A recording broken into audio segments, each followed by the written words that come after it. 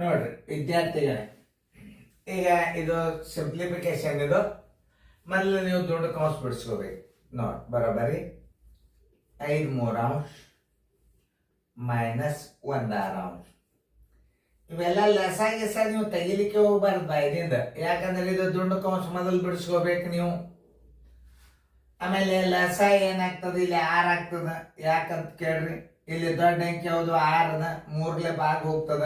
ಲಸ ತಕ್ಕೋತ್ ಕೂಡಬಾರ್ದು. 3 2 6 1 5 2 10 minus 1 1 1 ಬರೋಬ್ಬರಿ 9/6. ಎಷ್ಟು ಬಂತು ಇದ್ರದ್ದು ಉತ್ತರ? 9/6 ಬಂತು. ಚಂದ ಹಚ್ಚೋ ಸಂಬಂಧ ಅಳಗಿಸ್ತೀವಿ ನಾವು. ಎಷ್ಟು ಬಂತಿದು? 9/6. ತಿಳಿತಲ್ಲ ನಿಮಗ?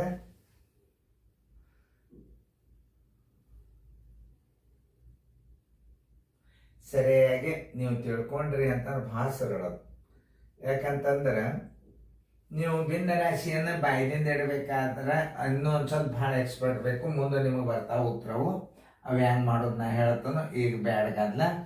ಈಗ ನೀವು 5/3 ಮೈನಸ್ 1/6. ಲಸ ಎಷ್ಟಾಯ್ತು? 6 ಆಯ್ತು. 3 2 6 1 5 2 10 1 1 1.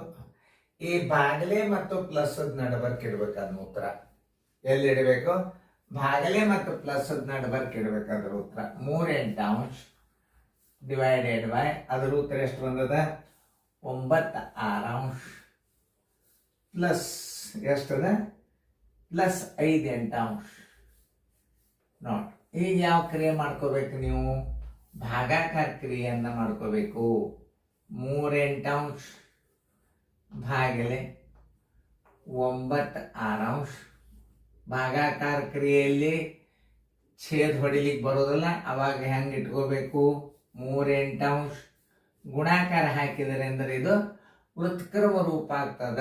ಅಂದ್ರೆ ಗುಣಕ ವಿಲೋಮ ಆಗ್ತದ. ಮ್ಯಾಲೆ 6 ಆಗ್ತದ, ತಳಗೆ ಏನಾಗ್ತದ? 9 ಆಗ್ತದ. 3 1 3 3 3 1 3 2 2 1 2 4. ಇದ್ರ ಉತ್ತರ ಎಷ್ಟು ಬಂತು? 1/4 ಬಂತು. ಬರೋಬ್ಬರಿ.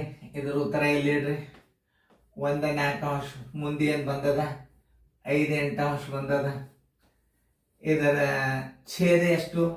ಲಸ ಎಷ್ಟು? ದೊಡ್ಡ ಅಂಕಿ 8 ಅದ. 4 ಭಾಗ ಹೋಗ್ತದಂದ್ರೆ ನೀವೇನು ಮಾಡಬೇಕು? ಇದರದ ಲಸ ಎಷ್ಟು ಇಡಬೇಕಪ್ಪ ಅಂತಂದ್ರೆ 8 ಇಟ್ಟು ಬಿಡಬೇಕು. ಯಾಕಂತಂದ್ರೆ ಇದು ದೊಡ್ಡ ಅಂಕಿ ಅದ. 4 ಇದು ಭಾಗ ಹೋಗ್ತದಂದಾಗ 8. ನೋಡ್ರಿ, 4 2 8 1 2 1 2 ಪ್ಲಸ್ 5 1 5 5 2 7 7/8. ಎಷ್ಟು? 7/8. ಸರಿಯಾಗಿ ಅರ್ಥ ಮಾಡ್ಕೊಂಡು ಗಣಿತಗಳನ್ನು ಮಾಡೋದ್ರಿಂದ ಭಿನ್ನ ರಾಶಿಗಳು ಭಾಳ ಸರಳಾಗಿ ಬರ್ತಾವ.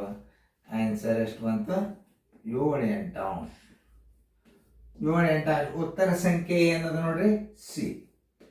ಇಂಥವೆಲ್ಲ ಸಣ್ಣ ಲೆಕ್ಕಗಳು ನೀವು ಮಾಡೇ ಮಾಡ್ತೀರಿ, ಏನು ಪ್ರಶ್ನೆ ಇಲ್ಲ. ಚೆನ್ನಾಗಿ ನಾ ತಿಳಿಸೊಳಗೆ ಲಕ್ಷ ಕೊಟ್ಟು ನೋಡಿಬಿಟ್ರೆ ಸಾಕು.